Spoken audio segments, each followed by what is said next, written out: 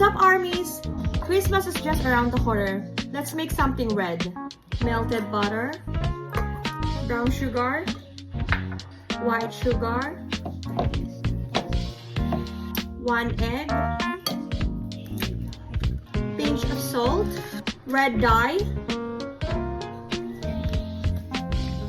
vanilla, AP flour, cocoa powder, baking soda, baking powder. Now it's time to add our chocolates, white chocolate and dark chocolate. Time to use our pink globs. I want to use cream cheese as my filling. I'm gonna chill this overnight before baking. It's the next day. It's time to bake our cookies.